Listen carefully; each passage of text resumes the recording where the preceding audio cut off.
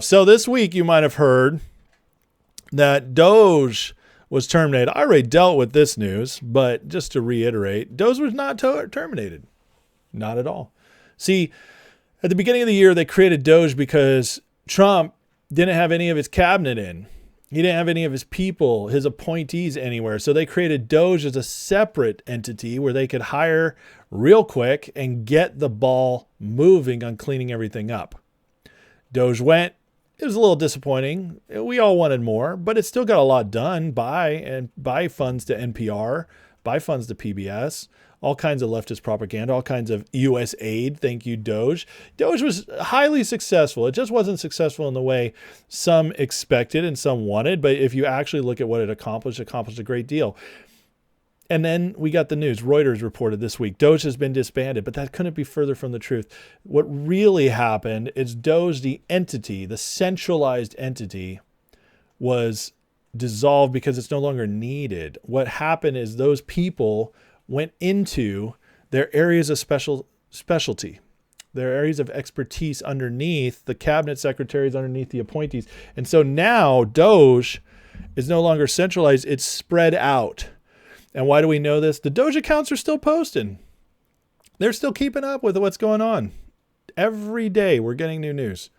Just the other day, it was 1.7 billion found, and I can't remember what it was, but just go to X, look up DOGE. It'll pull it right up. They're still posting. They're still getting stuff done. So kind of odd that as soon as Reuters reported on it, DOGE hit them with another cut. Hilarious, if you ask me. But again, fake news. Then we get Trump's firing Susie Wiles. Why? They were really trying to push this one because Susie Wiles is maybe the most powerful woman in modern history because she's the chief of staff, first woman chief of staff to a very powerful president. She has all kinds of control over the White House. Very, very powerful woman. Very big deal that she's in there. She's also a trusted confidant of Trump.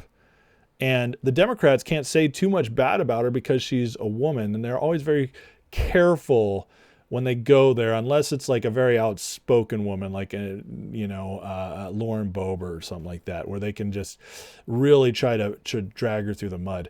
But Susie Wiles is different. It's a little harder to get there. And they went after her this week saying Trump's done with her. He's getting her out. Well, we've heard this kind of stuff before. We heard it over the summer. Remember the whole Pam Bondi versus Kash Patel versus Dan Bongino. Bongino's quitting. He's done. Never happened. I told you it wouldn't happen. And of course, they're all still there. Well, they're trying to convince us that Trump, his whole White House is falling apart. Remember in the first term, he had several chief of staffs. You know why he had several chiefs of staff? Because they were deep staters. And the Republicans kept feeding them to Trump, and he'd appoint them, and then they'd betray him. And so he'd cut them loose. And it happened again and again. Susie's been there the whole time. She's trusted. And they want you to believe that someone that close to Trump would fall apart, because if she gets cut loose, it's huge red flags. It means the Trump White House is falling apart, but it's not happening. It's not happening. It's not going to happen. She is there. She's in there for the long term. And she's also running a very tight ship. She's doing an excellent job. Kash Patel, that's the next one. Kash is on his way out. I have people sending me this stuff. Kash is gone. They're announcing it. Well, it's just not how it works out. In fact, Trump himself put this one. And there would be nothing like it. Are you planning to replace Kash Patel as No, he's doing a good job. This week, Kash Patel? No, he's doing a great job, I think. this week we saw those cases. Why do you think they're trying to take Kash out?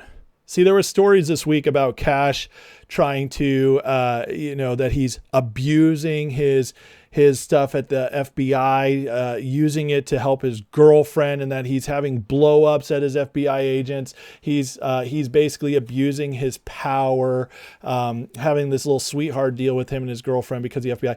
They were planting all these stories, and then the story leaked that Trump was so furious about it that Kash was going to be on his way out. Well, first of all, it's not that simple.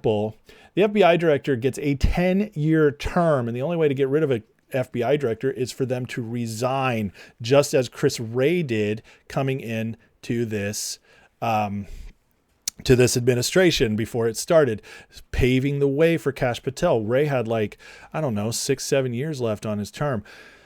Let it go. He knew it was going to be a pain. Trump was going to make it miserable for him. You can't just fire him. It's a big deal. It's weird how they got it all set up. And, maybe the Supreme Court would side on that, but it's not even going to be a deal because Trump's not going to. Ask yourself why. Kash just came out today in an interview, said they found a bunch more information on Clinton's involvement in Russia. So that's being heavily investigated. The FBI has been cleaning up child trafficking all across the nation, cleaning up the drug cartels at the fastest rate in history. Kash's FBI is crushing it. And I told you guys the story that was reported a month ago is that the FBI is actually doing such a good job. They're overwhelming the understaffed DOJ, and the DOJ can't keep up. And that's where the frustration is. It's not that the FBI is not doing a good job. We all thought the FBI could never be saved. It's completely corrupt, and there are still some bad eggs in there. I'm sure they'll take a little time to get rid of. But the fact is the FBI, under Kash's leadership, has become a wonderful tool of the government cleaning up the corruption in the land. And now they have all the Epstein stuff coming out. Very interesting timing, wouldn't you say, that just a week after the Epstein files release has begun, now they're trying to take out Kash Patel? Who was it out there that wanted the Epstein files released before coming into the administration, before Trump won the election? Kash Patel was one of the big ones. Oh, he's salivating. He is excited to use the Epstein files. Now, everybody settle down, because the FBI, what it does is it will find the evidence. It'll make arrests if necessary, but it's the DOJ that has to go to the grand juries, get the indictments, and start the process of getting these people put away for good. So it's not going to happen fast, but I tell you, lots is happening, and that's why they want to take out Kash Patel. But he's not going anywhere.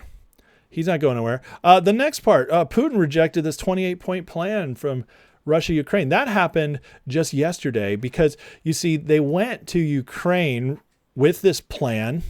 Rubio went. I covered the plan last week. Told you all the amazing stuff in there, which a lot of it has to do with an alliance forming between USA and Russia financially, which would be incredibly good.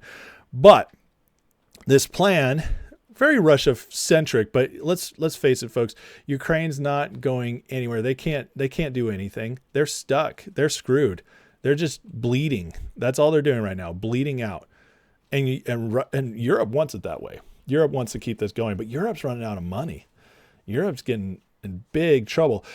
So they take this plan. Russia signs off on it. They take it back to Ukraine. The Ukrainians are like, this is so awful for us. Can we just talk about it a little bit? So they make some adjustments. We don't know what those adjustments are, but the news already was posting everywhere that Russia has now rejected the deal because they don't want this to happen. But they jumped the gun a little bit, and red flags went off everywhere. Everybody knows that's not true. And Russia responded today saying, we look forward to going through it. And they are now meeting with more of the Trump team. I can't remember who's meeting with which. Witkoff's meeting on one side. The other guy's going to Ukraine, and Rubio's in the mix on both sides of it. But they are a real meeting again, and there's no call for rejection. Why do they want this all to happen? Why are they pushing all these narratives so hard? Well, a few weeks ago, we lost a major election, Virginia, New Jersey, which we should have lost anyways. We were expected to lose anyways, but we lost by a lot more than expected. So everybody started freaking out. Oh, this is it. The response is in. Trump's dead. The shutdown was going on. The Epstein files were still up in the air. Everybody was just like, this is it. This is blood. MAGA's dead. We're killing it. They ran the Nick Fuentes psyop. Nick Fuentes is now the right. He represents it. The neocons started running their psyop. The Bush family, it came out. They are definitely trying to get back power of the Republican Party, as I told you guys. All this is going on. They thought they had blood in the water. And then what does Trump do? Release the Epstein files. get the shutdown finished with nothing given to the Democrats, say, I have a new health plan coming, cuts them off there, and then Russia, Ukraine might be solved. It's all coming together for the Trump team. And 2026, I told you guys, this is the year, it was all the setup to set up the next 3 years. And so, yeah, it was going to be harder. It was going to be fiery. There was going to be things going a little slower than expected, a little disappointment here and there, but we're winning and they're freaking out about it. And that's why they're lying so much. So I believe this peace deal will go through. I believe it's very close. And obviously, it's a tough one because both these sides, Russia has no reason to give up unless they get what they want because they are clearly winning. So Russia's not going to take a bad deal for them. They're not going to take anything that lets Ukraine join NATO. They're not going to take anything that gives Ukraine the ability to keep the Donbass. There's all kinds of stuff that Russia's just going to be a no-go on. So if Ukraine doesn't budge, this is what it tells you. If we do not get the deal, it tells you that Europe feels like they can keep this going a little bit longer because Europe wants this going. I've told you guys why. They want to keep it going. If they cave, it tells you that Ukraine's done and Europe is finally completely weakened because they have no resources to keep it going since we're pulled out. And by the way, Zelensky's got major corruption charges getting ready to come to light. All kinds of corruption charges against Zelensky and in the Ukrainian government. So they are weaker than ever, which is why I believe it's going to come through. But we'll find out.